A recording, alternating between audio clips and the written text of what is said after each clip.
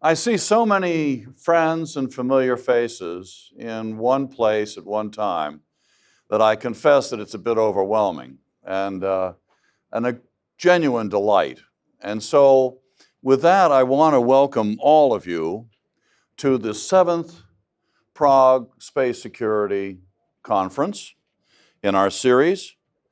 And I hope that this very agreeable weather has permitted you to take some memorable strolls through this town, what I like to think of as our town, and that at the same time enjoy what I think we'd all agree is one of the most beautiful walking cities in the world.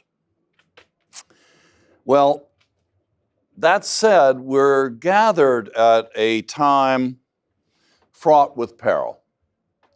We have two wars raging and another in the Pacific that I fear is likely coming our way and sooner than we might believe. These conflicts have already caused interference with some of our space assets and operations, but regrettably, I think we'll be looking back upon this time, this fraught period, as the good old days compared to the trajectory we're on.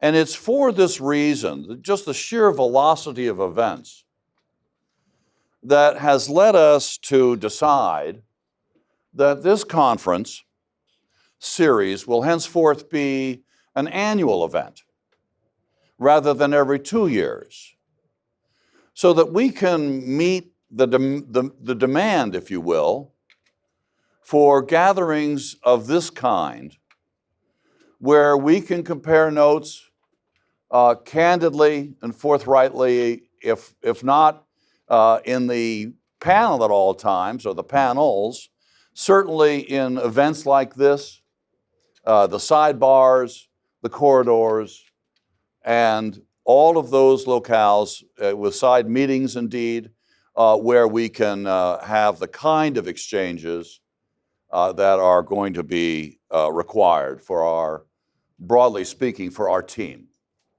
A team of allies dedicated to a democratically run and safe space environment. Now, that said, I would like to introduce our speaker for this evening, Rodrigo da Costa. As most of you know, Rodrigo is Executive Director of the EU Agency for the Space Program, EUSPA, that has, I might add, a very impressive building here downtown. I marveled at it. And has held the position since October 2020. Prior to this distinguished post, he was the Galileo Services Program Manager. Now, for those unfamiliar with EUSPA, and I hope I have this right, I'll soon be corrected if I don't, its mission is to create synergies among satellite navigation, Earth observation, and secure telecommunications. And in so doing, strengthening the European space program and its competitiveness.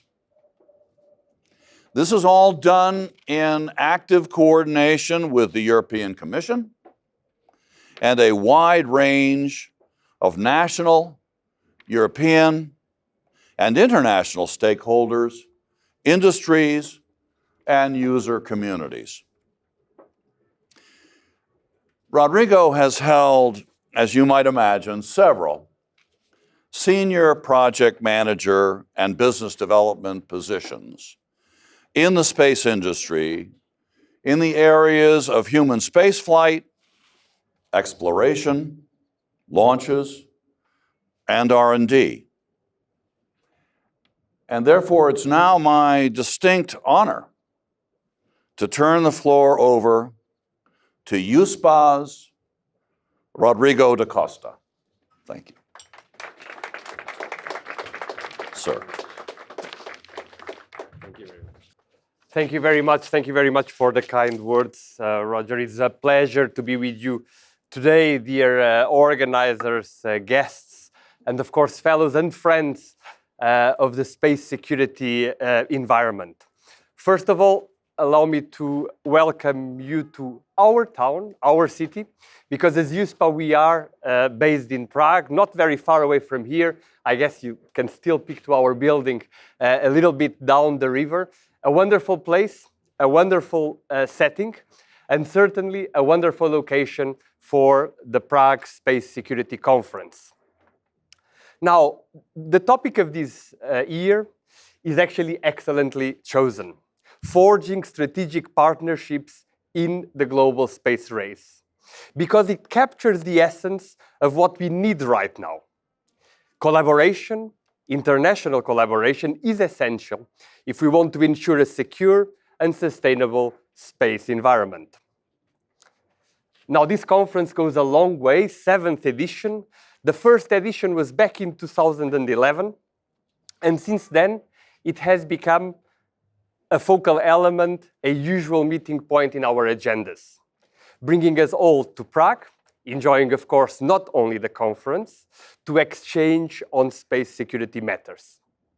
For me, it is a pleasure to participate, this time for the second time, as the Executive Director of the EU Agency for the Space Program. Now, I do represent the EU Agency for the Space Program. We do exploitation or focus on operations, security, and market uptake. And in the coming days, I will be joined as well, of course, from colleagues from other EU bodies, the EU External Action Service, European Commission, and they will shed light on overall EU agenda on space matters. Now, let me tell you, I think you all know, but it's never too much to repeat. Space matters. Space matters in our daily lives. Space matters in the lives of our citizens, certainly of those here in the European Union. It plays a key role. It plays a key role in our economy. It plays a key role in our security, and therefore in our society at large. Some numbers, and I don't want to bother you with too many numbers, but some numbers. The global revenue coming from GNSS systems will rise from around 250 to 160 billion euro right now to approximately 600 billion in 2033. Also on the Earth observation market, the numbers and the markets are growing day by day. And the governments, EU governments certainly, are using space data and services in many, many different applications. Now, something that matters, and as the use of space data and services grows, we must also address the threats to this critical infrastructure. Of course, these threats can be unintentional, can be accidental. For example, collisions caused by space debris, but they can also be intentional. For example, cyber attacks or anti-satellite weapons. Mitigating these threats is absolutely essential, because only then we can ensure a secure and sustainable space for all. There is a growing trend of threats coming. Cyber attacks, for example. You certainly all know that Russia's unjustified invasion of Ukraine started with a cyber attack. Satellite jamming, we see it every day. Russia's attempt to jam space service in Ukraine demonstrates how space resources can be targeted to disrupt communication channels. Anti-satellite tests, although not recent, there are examples of past demonstrations of destroying satellites with missiles, which raises concerns. Rendezvous and proximity operations, and we see an increase of that. For example, a recent sudden approach to a geostationary orbit satellite. And of course, debris creation with an increasing number of satellites being launched, and that raises concern about potential accidental collisions and creation of debris fields. Now, this conference, the Prague Space Security Conference, has been so far providing the platform for strengthening cooperation by fostering the dialogue and the shared understanding of the challenges we face together.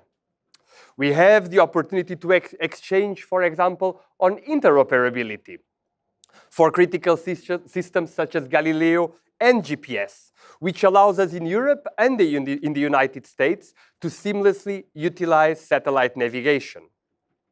Joint efforts on space situational awareness have also been bolstered, meaning that we can better track and monitor objects in space.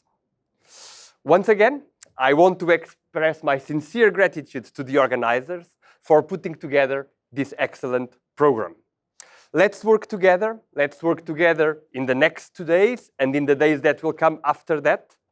And let's exchange on positions between like-minded space actors. I look forward for the discussions, the exchanges, and I wish you all an excellent evening. Thank you very much. That said, we have culinary delights for you at the upper terrace, which, if you can believe it, is even a more spellbinding view than we're experiencing now.